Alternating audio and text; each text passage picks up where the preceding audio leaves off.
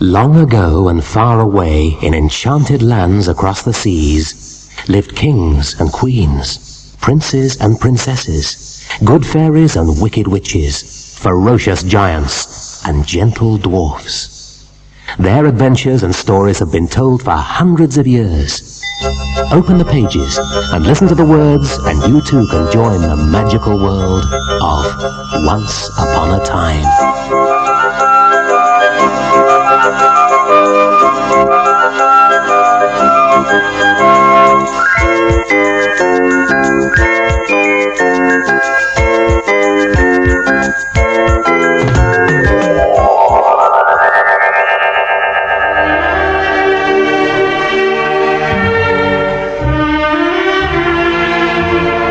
Gulliver in Lilliput.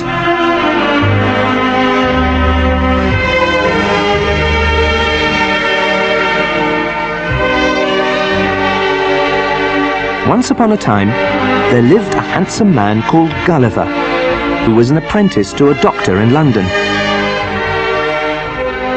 But he also loved sea travel, and one day, the captain of a ship called the Antelope asked him if he would like to sail to the South Sea. Gulliver agreed, and at first the voyage went very well.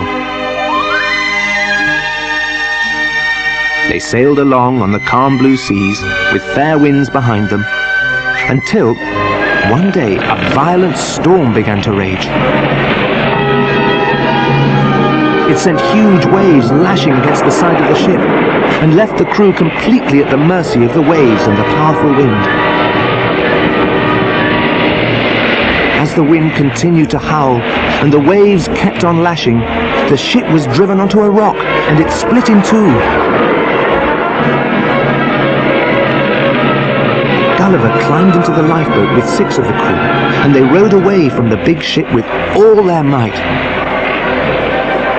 They struggled on in their little boat, battling against the storm, but eventually the little boat was dashed to pieces and only Gulliver escaped. In desperation, he swam until, luckily, he reached a shore.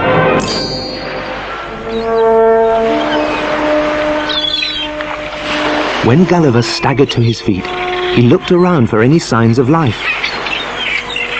"Is there anybody there?" he shouted. There was no reply, so he tried again. "Is there anybody there? I'm tired and hungry, and in a land far away from my home. Help me, please." Still there was no reply. By now, due to lack of food and his exhausting adventures, he was absolutely worn out. So he lay down on the shore and was soon fast asleep. Gulliver had the soundest sleep he had ever had in his life, and when he woke up, it was just daylight. He decided to get up and explore this strange land. But when he tried to move, he found that his arms and legs were fastened to the ground on either side. His long, thick hair was also tied down. "What is happening to me?" cried Gulliver. And as he spoke, he heard a curious murmuring noise around him, although he could see nothing at all. Then suddenly, Gulliver felt hundreds of pinpricks all over his body, and he saw a host of little arrows flying over him. At the same time, he felt a tickling sensation on his chest, and looking down, he saw the tiniest little person you could ever imagine. He was standing on a ladder, and couldn't have been more than 6 inches tall. He was dressed in purple robes, and wore a simple crown on his head. "I am the Emperor of Lilliput," said the little man. "I command you to untie this man's head, legs and arms, but make sure you chain up his feet. We don't know if he can be trusted yet," said the Emperor to his tiny subjects. Slowly, Gulliver sat up and looked around him. He was surrounded by little people, none of them more than 6 inches high, and all of them looking very worried. And as he looked further, he realized he was in a land where everything was in miniature. "In all my years of traveling on the seas, I have never seen such a fantastic place as this," said Gulliver. "Don't worry, my little friends," he added. "I will do you no harm. I came to this land by chance, as my ship was wrecked and most of the crew killed in the cruel storm." Then his curiosity got the better of him, and he picked two of the little people up. The poor little things shook with fear. "Put us down, you brute!" they shouted. "Have no fear, little ones. I am a doctor who has been parted from my ship, the Antelope. Believe me, I won't hurt you. But tell me all about your strange little land and your customs," said Gulliver. So they told him all about life in the land of Lilliput. The people of Lilliput were just as amazed by Gulliver as he was by them. They had never seen a man of his size before. The Emperor was delighted by Gulliver. "I would like you to come to the party we are planning tonight," he said grandly. "You can be our special guest." "That would be a great honor, Your Majesty," said Gulliver, and he joined in the procession of people marching towards the party.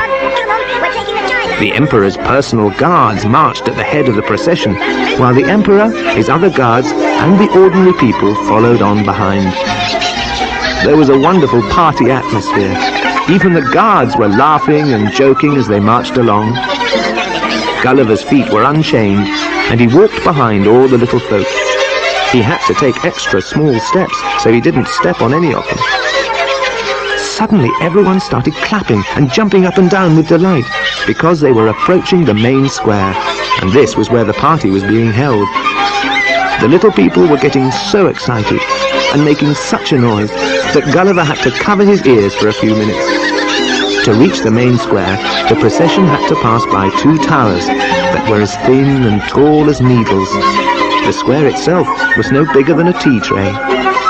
The party was in full swing when Gulliver arrived. Acrobats were performing, bands were playing, and everyone was having fun.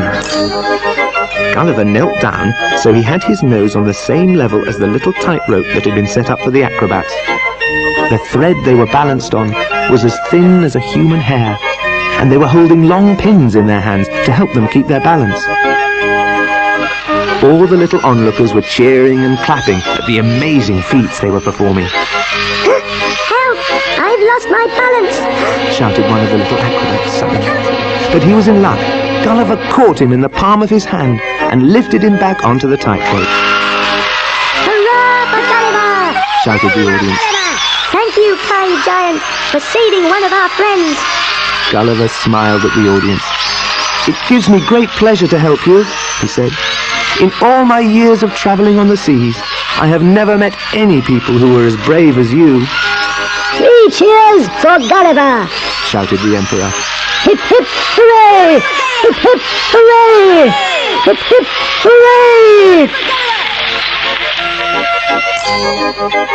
It's time to turn over to side 2.